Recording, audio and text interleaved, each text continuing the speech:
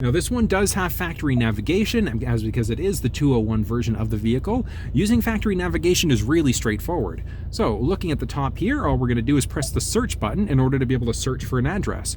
You're just going to type in the address. So it's the address of the dealership here, and we're just going to enter that.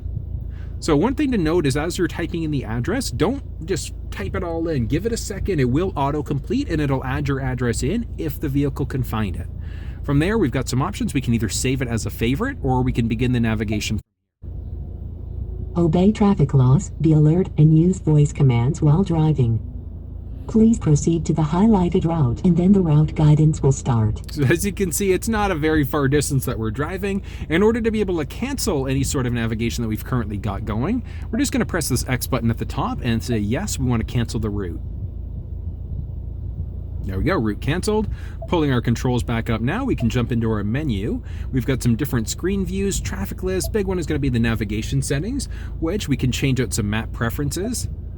So it'll be things like point of interest icons and things like that. So point of interest icons would be when do you want the map to display things like coffee shops and gas stations, yes or no. Really just a matter of personal preference. And then the incident map icons, if there's been a reported accident that the vehicle can find, it's going to show on the screen there as well. From here, we've got some basic route preferences. So we've got the ability to switch between either the fastest, shortest, or the most eco-friendly route.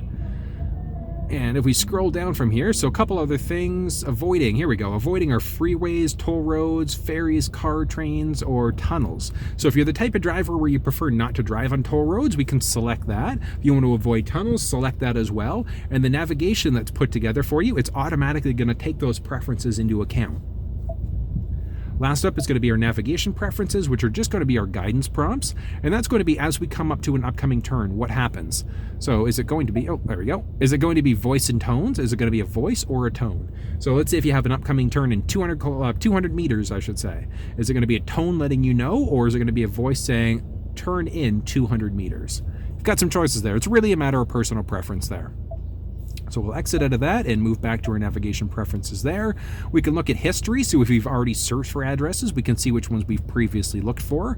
And the other one to point out is going to be our home and our work address location. So one of the benefits of doing that is no matter where you are, if you press that button on the steering wheel, so our button here, so a voice guidance button, we can essentially say navigate home or navigate to work. And it doesn't matter where you are, it'll automatically set up that destination for your home or work address that you've saved in there. Really, really neat feature.